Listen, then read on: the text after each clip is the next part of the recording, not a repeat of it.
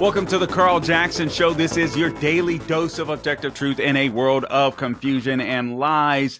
Guys, there's one particular topic that I want to talk about today, and that is Alejandro Mayorkas survives impeachment without a scratch. I know some of you are thinking, Carl, this was obvious. This was going to happen. Obviously he was going to escape impeachment. And what difference would it have made if he hadn't? What difference would it have made otherwise? Guys, I think it would have made a huge difference. I'll explain why coming up. First, let me talk to you real quickly. This show is brought to you by mypillow.com. Right now, they have a $25 extravaganza that you can take advantage of. You guys know that Mike Lindell and MyPillow are no longer in the big box stores. All of these networks and the shopping channels have tried to cancel this guy. Well, listen, Mother's Day and Father's Day is coming up. They are offering a $25 extravaganza, passing savings directly onto my listeners. All you have to do is go to mypillow.com, click on the radio podcast square, and enter my name, Carl, or give them a call at 800-858-0263. They've got the My Pillows, the multi-use My Pillows are $25. The My Pillow sandals are $25. Their 6-pack towel sets are just $25. Brand new dish towels, a 4-pack, $25. And also for the first time ever, the premium My Pillows with all new Giza fabric are just $25 as well. Orders over $75 receive free shipping too. So Mike Lindell started with just one product, and now they have hundreds of mypillow.com at mypillow.com. Go check them out.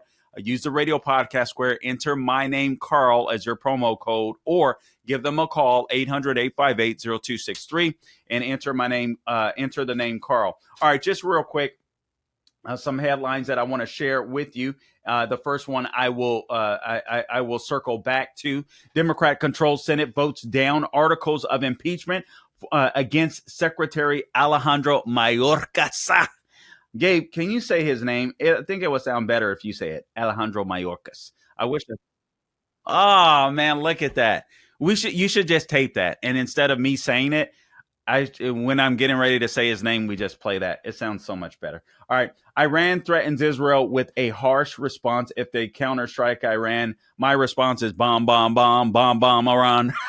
I'm sorry. I don't want, obviously, the people of Iran, we stand with them. We do not stand with the mullahs of Iran. These people are the leading state sponsors of terror. I think they would do a service, Israel would, if they take out Iran's nuclear facilities. And frankly, if they take out the mullahs of Iran. I mean, these people are backing, they are the reason there's Hamas, Hezbollah, all of these, the Houthi rebels that literally shooting at Navy vessels in the Red Sea. All of this stuff is a result of Iran and the mullahs of Iran, and also Joe Biden, literally offering relief sanctions, more recently $10 billion worth of relief sanctions that allegedly can only be used for humanitarian aid. Wink, wink. I mean, give me a freaking break.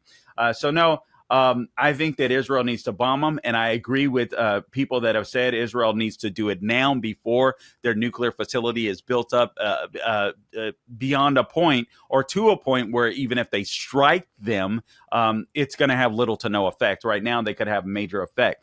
So Israel strikes back at Hezbollah for launching that drone strike that wounded 18 Israelis. This, according to the Times of Israel.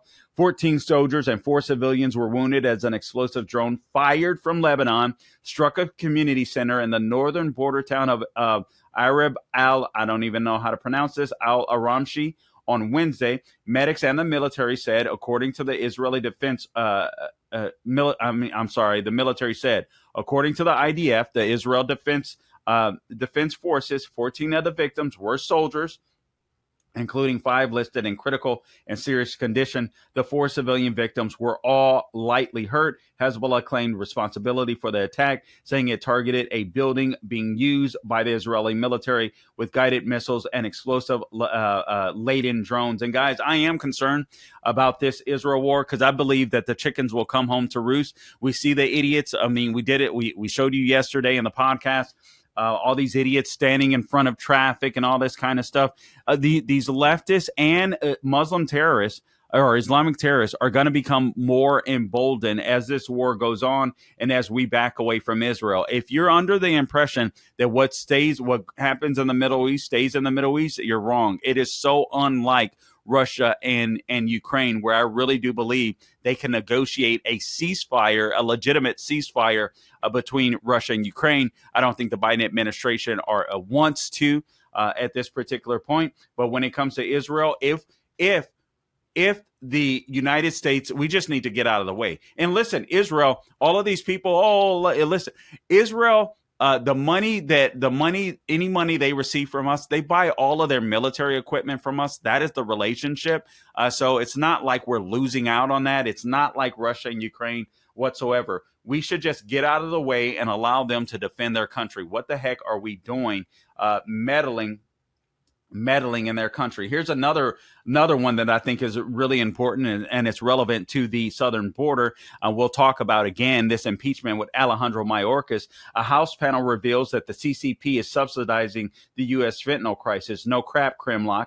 The Chinese Communist Party uses tax rebates to subsidize the manufacturing and export of fentanyl materials. A House panel said in a report released on Tuesday. The House Select Committee on China pointed to findings indicating that China plays a key role in the flow of fentanyl into the U.S., and lawmakers made several recommendations to curb the crisis. Quote, through subsidies, grants, and other incentives, the PRC harms Americans while enriching PRC companies, close quote.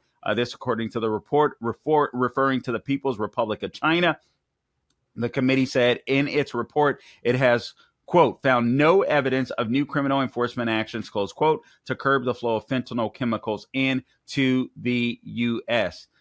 Let's see. NPR's new CEO states that the First Amendment is the number one challenge to fight disinformation. Can you imagine that? We are paying. This is why I get so frustrated.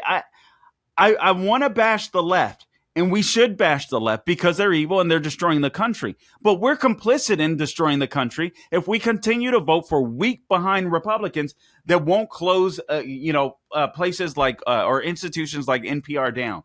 The CEO, this is a taxpayer. These people would not survive in the real world. We're funding this crap.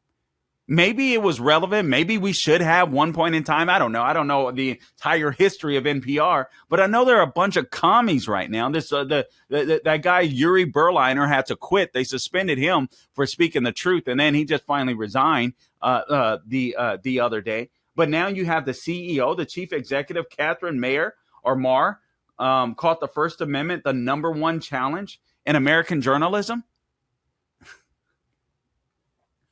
Man, honestly, the left wouldn't fear the First Amendment if it didn't expose them. If it didn't expose how stupid and silly their ideas are, and just exactly what they're trying to do, how evil they are, then they wouldn't fear it. The fact that they fear it tells you everything that you need to know. So that's in the stories. Only 1/3 of Americans approve of Biden's handling of Israel-Hamas war. I don't think this stuff really matters. We'll see what happens. Ohio judge grants temporary block on pill protecting minors from gender surgery. So one commie, an Ohio judge on Tuesday, temporarily blocked the state's ban on gender-affirming health care from taking effect. I say screw that judge. Listen, the left does it all the time. That's a red state. Ohio, you're a red state. Wake the hell up. All right, screw that judge. Mike DeWine, grow a pair and say, you know what? No, we're not abiding by this law. It's stupid. We're the legislatures. We set the law, judge. You don't. This is, man, I'm telling you, the problem with America, just as much as the left, are weak behind freaking Republicans. God is my witness. Biden is trying to copy Trump. He looks at triple tariffs on Chinese steel and aluminum after criticizing Trump's tariffs. So this, according to the Wall Street Journal, Biden called for raising tariffs on imports of steel and aluminum from China, beginning what is expected to be a broadside of protectionist steps against Beijing during a presidential election in which trade is a flashpoint.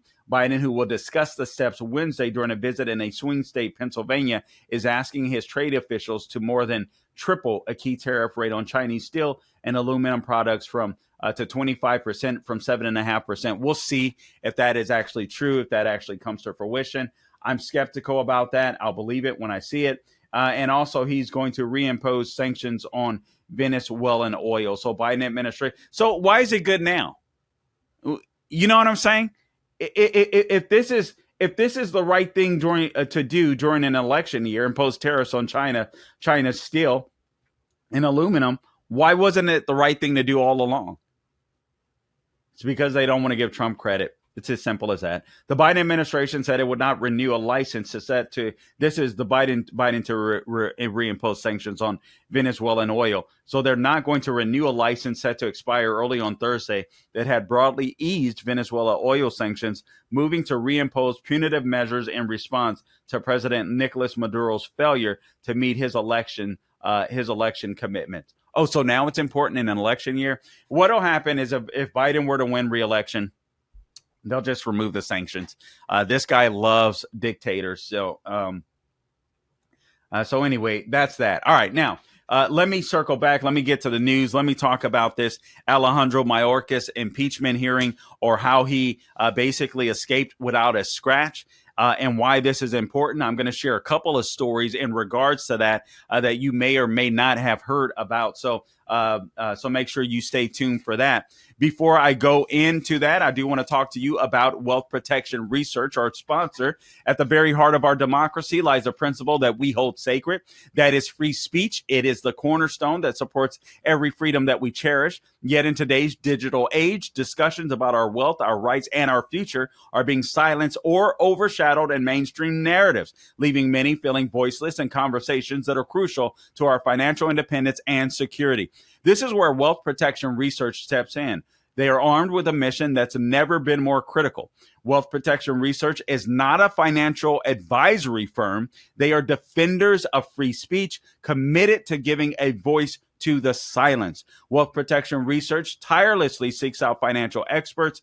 These are the voices that challenge prevailing narratives, especially as we navigate the uncertainties of the 2024 election. Wealth Protection Research has created a 2024 Election Wealth Protection Report. This free report highlights the 3 best ideas for protecting and growing your money heading into the 2024 election. It contains ideas the mainstream media won't touch, and listeners can get it completely free. All you have to do is text ideas to 76626 to claim your free copy. If you believe in the sanctity of free speech and the importance of financial freedom, then act now. Text ideas, IDEAS, to 76626 to claim your free copy of this 2024 Election Protection Report. It's time to widen the scope of what we're told, to hear the ideas the establishment does not think you can handle, and to take control of our financial destinies. Again, text ideas to 76626 to claim your free copy. All right, now, without any further ado, Gabe is standing by with some video that we're going to run for you. This is the Republican reaction to Alejandro Mayorkas escaping impeachment without a scratch. And you can actually go to C-SPAN and you can hear the speeches in their entirety, but we just have clips of them that we want to share with you as I break it down and I make my points. Go ahead and roll. Let's roll the first one, Gabe. Who do we have up? I think it's Senator Ted Cruz.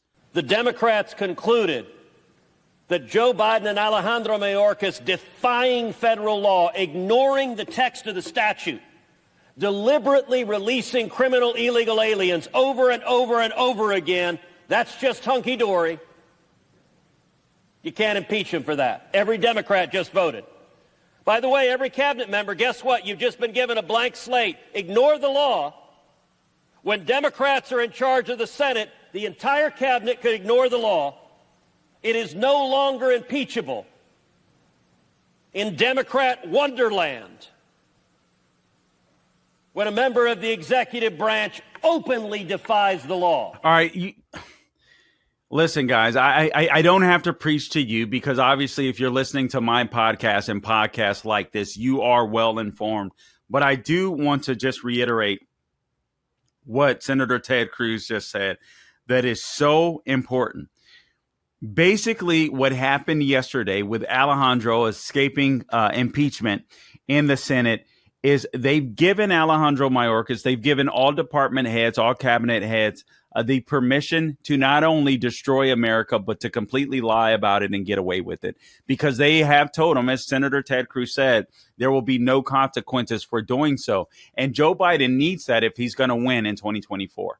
He needs all hands on deck, and that includes get out the vote efforts in all of these bureaucratic agencies, which they are doing, by the way. That also includes, I got a story that I'm going to share you that's going to make you, it's going to make you want to put your hand to a wall. And this is why I got to say, I am so not mad at Representative Thomas Massie and Marjorie Taylor Greene. The more I think of vacating the speakership, I got to be honest with you, the more that I'm for it. I know that it's not the best time. I know that typically I wouldn't say this, but I'm starting to feel like when it comes to the Speaker of the House, at least for the Republicans, maybe it needs to be like the private sector. Sometimes you got to go through employees to find the right one, because obviously we've not done that and it's costing us. Now, they recommend going behind closed doors, so it's not a fiasco, emerging from behind those closed doors. Only when they have a consensus on a speaker, so you don't see a charade, and so Democrats can't, politicize it. Although Democrats would anyway. But listen, it is not a. Yesterday, I was saying I don't think it's a great time to do it, so we shouldn't do it. But I got to tell you, when you have Republicans that are literally feckless, and the excuse is every single time, we simply don't have enough power. When you control the power of the purse, you need to get your people in line, and you need to leverage the power of the purse to make sure that Democrats make concessions on Russia, Ukraine, to make sure they make concessions on the border. I mean, this is DEI in our military. Use the power of the purse to force the Democrats to make concessions. Even if the wins are tiny, can we move in the right direction? I mean, literally, can we move in the right direction? And I'm starting to wonder. I know that Democrats are bad. I know that they're evil, but I also know that they want power too. So I'm starting to wonder what would be the difference between Hakeem Jeffries and Mike Johnson. I mean, I don't want to find out, all right? But I do have to wonder what would be the difference if Democrats seem to be running the House anyway because Republicans are scared of their own shadows. I mean, the fact that we're going to try to pass these major spending packages for Russia, Ukraine, while and I'm not even one that I was like, listen, once Putin invaded Ukraine for the sake of our buffer or NATO allies, because I didn't want America to be drawn in to a war, I'm like, give Ukraine not the money, but the weapons they need to fight. But now we can all see and observe that isn't the intention. I mean, Joe Biden almost, I think, wants to keep this war going throughout the election. I mean, there's no plan from any side. Just give Ukraine more and more and more money, even while Russia continues to advance. And I know Russia's losing a lot of soldiers. I get it. They've, looked relatively weak, but they're still winning. I mean, it's insane. And so when it comes to Mayorkas, I think it's important for Republicans to fight and to do something. And I know many people say, well, Carl, listen, this is just a show vote. It doesn't matter. No, it does matter. When people like myself, I live in Florida, but when you have people that are considering voting Republican, that are now being replaced by illegal aliens, their jobs being replaced, or they're starting to see crime in cities. I mean, even Democrats in New York City and Chicago, they're starting to rise up because they're tired of this stuff. They need to know that somebody is willing to fight for them. And guys, I got to be honest with you. It's what the left does sometimes, even with political theater. Sometimes, even if we don't have the power, we should put up the fight, because people need to see that we're standing for them. One of the reasons why the left often wins is because they're communists. What do communists do? It's divide and conquer. So they create these groups, blacks, blacks, Latinos, LGBTQ, and now trans and all this kind of stuff. You create these groups, you make all of these groups mad at Republicans, and then you say, I'll be your champion. Well, we should spotlight illegal immigration and the harms that's coming through that as a result of our border being invaded, and tell independents and tell those Democrats, even in blue cities and blue states, I'll be your champion. I'll fight back against this. It isn't just the legislation, even though that's important, but it's the emotional bond that the left has with their voters. It's the same bond that Trump has with his voters that unfortunately far too many Republicans don't get. You become a champion for their cause. I'm sorry. I don't want illegal aliens invading the country, taking jobs from Americans and from immigrants who came here legally. And now, again, as Ted Cruz says, you have to understand, Democrats dismissed this outright. Like there wasn't even a trial. When the House impeaches, the Senate is supposed to have a trial. Even if they know we're not going to do anything, they're supposed to have a trial. They just said, nah, no thanks. Open borders. Alejandro Mayorkas straight up lied to Congress with which Bill Clinton was impeached for. Nothing to see here. Move on. I'm sorry. We should be pissed about this. And given and I forget the gentleman's name, I interviewed a gentleman that's an expert when it comes to border security, national security, so on, et cetera. And he said, one of the things that Republicans don't consider with Alejandro Mayorkas when they say, hey, there's no difference between him and the next guy, is Alejandro is a bureaucratic lawyer, essentially, that is skilled working in many of these departments. So this guy knows all of the loopholes. So he can play these legislative or these legal tricks on us, in order to continue to advance the left's agenda. And that's exactly what he has been doing. The guy's been around. He understands what he's doing. He knows that he's lying to you. Yeah. There's no crisis at the border, and then he admits there's a crisis at the border in the impeachment hearing in the House. But he knows nothing is going to come of it because the left has his back. Why? Because he's part of the Get Out the Vote campaign. Gabe, let's go to the next video, por favor. On this vote, the yeas are 51, the nays are 49. The motion is to agree to. The Senate, sitting as the court of impeachment, stands adjourned sine die. All right, so that's just Senator Kathy Murray presiding over the hearing. Basically, no, just so that you understand this, every Democrat voted for the border to be to continue to be overrun and invaded. That's what you saw. That's what you saw. They told you in this vote what they're doing. If you vote Democrat, I hope to God you lose your job. I really do. I hope you do. I hope you lose your job to an illegal alien. God's honest truth, man. Sometimes people, it's just a sad reality. People have to learn the hard way. What sucks is, because of Democrat policies, we're all going to feel the pain. I'm just so tired of this crap. Forgive me, guys. I want to be more happy-go-lucky, but I'm just tired of getting run over. It's why I'm not mad at Thomas Massey. It's why I'm not mad at Marjorie Taylor Greene. If we vote for Republicans to be an opposition party and to be our voice, yet they continue to get run over, Democrats continue to get their way. The reason why they keep losing more people, the reason why they have a slimmer majority, in my opinion, is because they're not motivating people to get out to vote for them. If I can sit here as a person that pays attention to politics every day and ask the question, what the hell are you doing? Then what do you think the person that doesn't pay attention to politics daily is thinking? All right, Gabe, what do we have next, por favor? Madam President, we've set a very unfortunate precedent here. This means that the Senate can ignore, in effect, the House's impeachment. It doesn't make any difference whether our friends on the other side thought he should have been impeached or not. He was. And by doing what we just did, we have, in effect, ignored the directions of the House, which were to have a trial.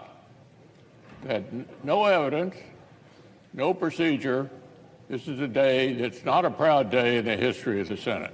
Now, the left doesn't care about that because they don't care about the Constitution, but you still have to understand what they did. They just said, all they did is said, screw you to the American people.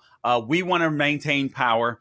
And if that means bringing illegal aliens in, we're willing to sacrifice lives with the fentanyl crisis. We're willing to sacrifice, ladies getting randomly punched in the face and in the streets of New York by illegals. We're willing to sacrifice all that. The crime that they're starting to see at in shelters, the change of the culture. We're willing to see overrun emergency room hospital rooms. We're willing to see the overcrowding of our schools with our kids that are already being dumbed down, getting even dumber because now they have to compete for a teacher's time with a bunch of illegal alien children. We're willing to do all that because we want power.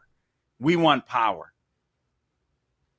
It's absolutely astonishing to me. I'm so frustrated, and I know you can sense that. Chuck U. Schumer, as Rush Limbaugh used to call him, it may as well change his name to, or we may as well say Chuck Us Schumer, because we're all in this. We're all going to be screwed, even Democrats. They don't realize it yet, but we're all going to be screwed with this illegal immigration. And then you have the rhinos like Senator Lisa Murkowski. Of course, we just listened to one in Mitch McConnell, but at least he was right in what he said.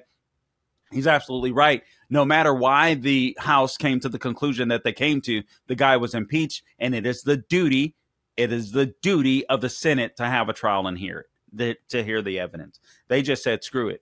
That's how down Democrats are. Screw you. Democrats are again, we're playing regulated basketball. They're playing street ball, and we haven't figured it out yet. It's fascinating. Senator Chuck Schumer said a Senate trial of the case wasn't necessary because it represents, quote, the least legitimate, least substantive, and most politicized impeachment trial ever in the history of the United States. Now, do you think Chuck Schumer really believes that? Obviously, he doesn't.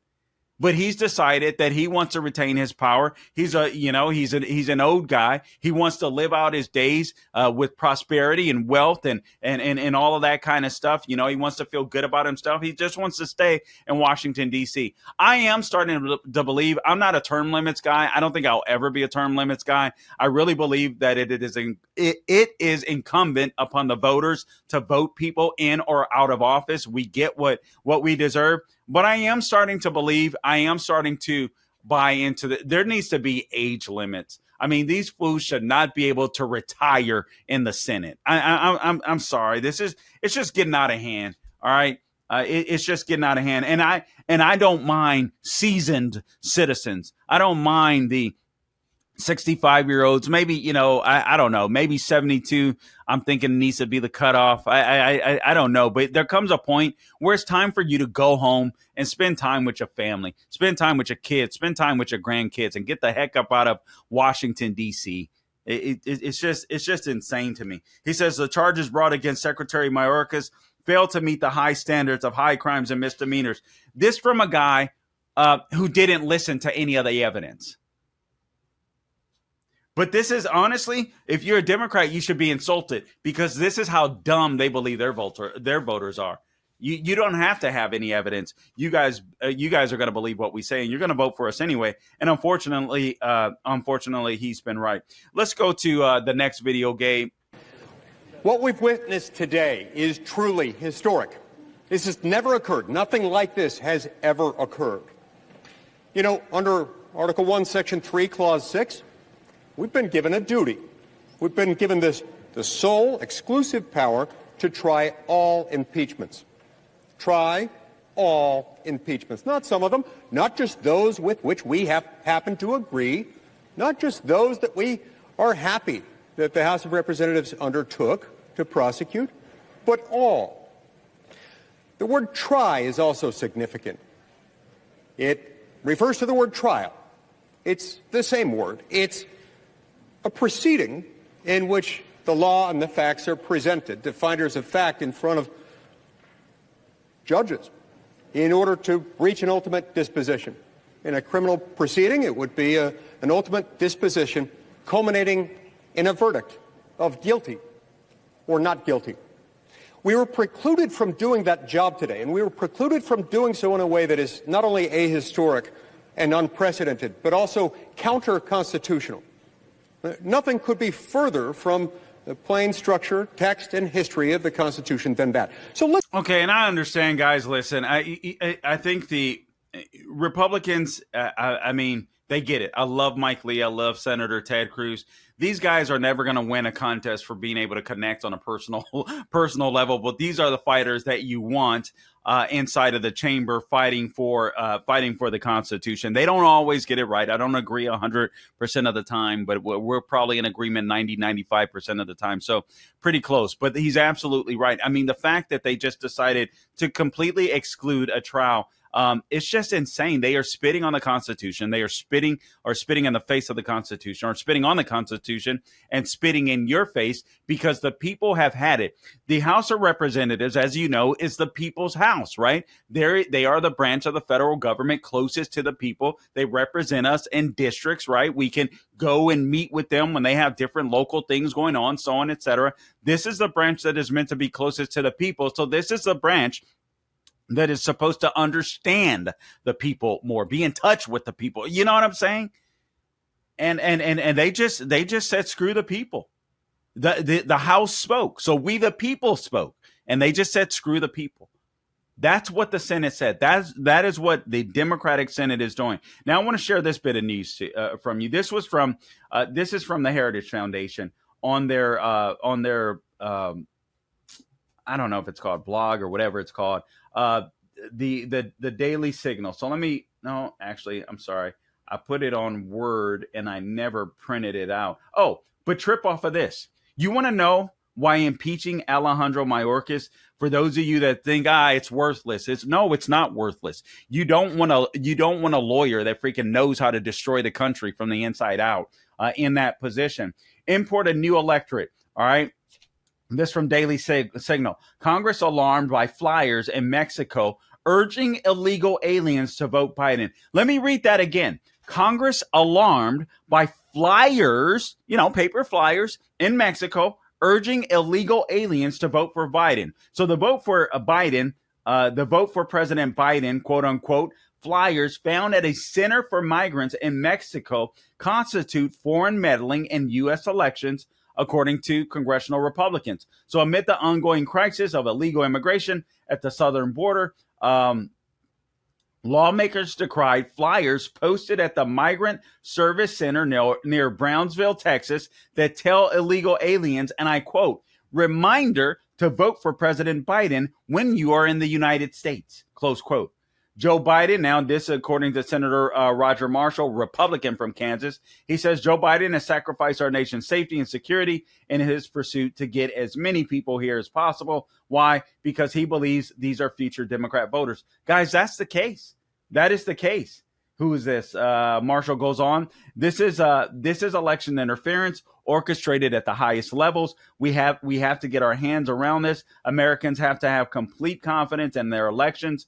He says any NGO receiving federal funds and pushing illegal get out the vote efforts for Joe Biden should be stripped of their funding immediately. Who's going to strip them of their funding? Who? The Republican-led House that keeps spending money up the wazoo? See, this is why I'm not. I know. In any other time, I believe in American history, I think my views on the speaker being vacated or the speakership being vacated would have been like, no, this is stupid. We've already done it once. I don't know. Let me take that back. Let me reel that back in. I don't think we have a country after 2024. I think it's questionable now. All right. Let me just being totally transparent. What we're fighting for today, I recorded a podcast earlier with Olivia Krochek. She's with the Riley Gaines Center. What we're fighting for today is for them. It's for our posterity, as the founders would say. It's for our children. Because I'm not sure that we'll see the restoration of America in our lifetime. Not like we knew it. I'm hopeful. In just 3 short years. I mean, at least at the federal level. The left has been working on it for quite some time. I mean, they did with Barack Obama and all this DEI, CRT, all this kind of stuff, being infiltrated or, into our college academia. But even before that, communists have existed in academia, so on, et cetera. But now these faculty lounge communists and all these have taught their students, and all these students have gone out into the workforce. And we're in a heck of a lot of trouble. Conservatives, you better have a lot of babies. You better have a lot of babies and teach them about God, teach them about Jesus Christ, teach them about the Constitution. But yeah, this is election interference. The left has a get out the vote effort like we wouldn't believe. And if you don't think they didn't bring these illegals to vote for them, you got another thing coming. They don't care about them. They don't care if the ladies or the children get raped or sexually trafficked. They don't care. They don't care if they die in the back of trucks, suffering from heat exhaustion and dehydration. None of that matters to the left. All that matters to the left is our votes. They don't care if fentanyl is coming across our border, killing 100,000 Americans per year, thanks to the Chinese Communist Party. They don't care. They don't care if terrorists or illegal immigrants or even migrants, legal temporary migrants, come into the country and hold rallies on how to rallies or meetings on how to say death to America in Arab. I mean, this is crazy. And now get out the vote efforts, flyers. Let's see what else. Translated from Spanish. So the Heritage Foundation's Oversight Project notes the flyers posted at the non-governmental organization. It's called the Resource Center Matamoros. Hey, can you say this, Gabe? The organization is called the Resource Center Matamoros in the Mexican state of Tamaulipas. All right. So here's what thank you, Gabe. Here's what the flyers say. Reminder to vote for President Biden when you are in the United States. We need another 4 years of his term to stay open, quote unquote. Okay, I'm almost speechless. The left never, I should say, they never cease to amaze me. I think I'm almost in awe. And sometimes I wish I was a commie, because these fools will do anything to win elections, while Republicans will just tell us why we can't. So tired of this bullcrap. The end game of the Biden border crisis, according to Representative Jim Banks of Indiana, is to disenfranchise American citizens by diluting their votes. American elections are for Americans, and Congress should pass election integrity reforms to safeguard federal elections from foreign illegal votes. So you're telling me we can't leverage the power of the purse for some election integrity? You see what I'm saying?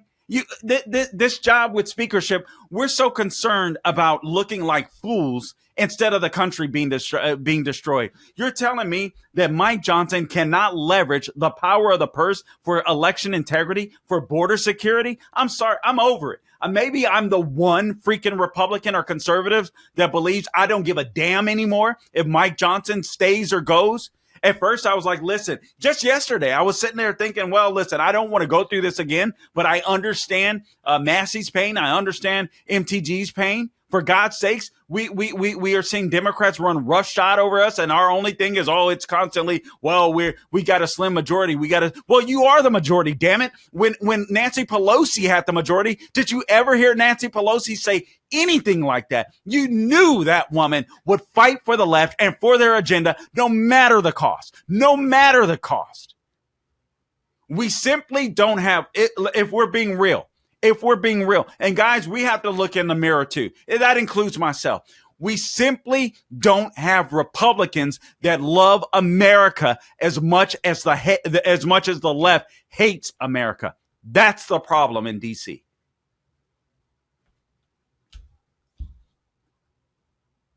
I'm sorry. I don't even know what to say. I don't even know what else to say. These fools are printing out flyers, vote for Biden, in Mexico. NGOs dispersing these flyers, bringing illegal aliens in, and we don't have freaking leadership in Washington, D.C. that says until we close the freaking border, you're not getting a damn dime for Ukraine or anything else.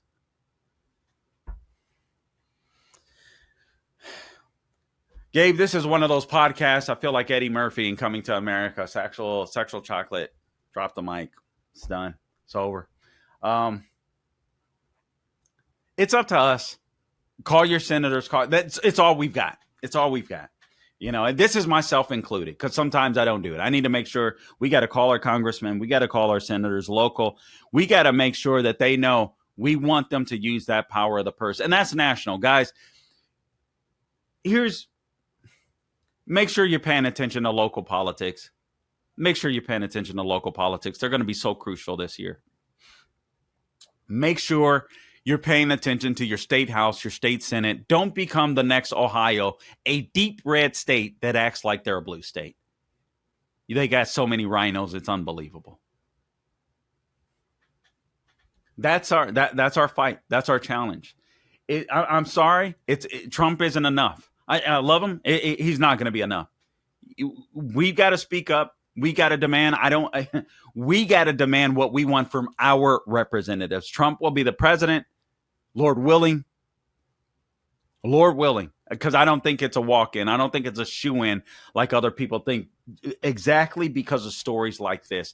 The left, they know they have a dementia patient in the White House, but they have a get out the vote effort that is unmatched, even expanding into Mexico.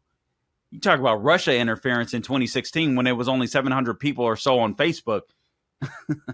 The left are creating flyers, dispersing them with the NGOs that they're working with to get out the vote efforts for illegals that are coming into our country, invading our country. That's how much the left hates this country and how desperate they are for power.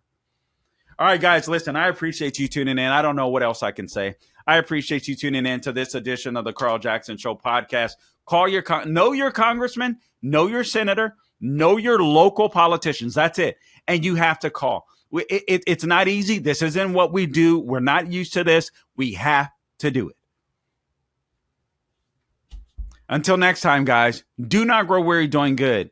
Do not. What did Barack Obama say, Gabe? We are the hope we've been waiting for. Anyway, all right. Until next time, don't grow weary doing good. God bless you.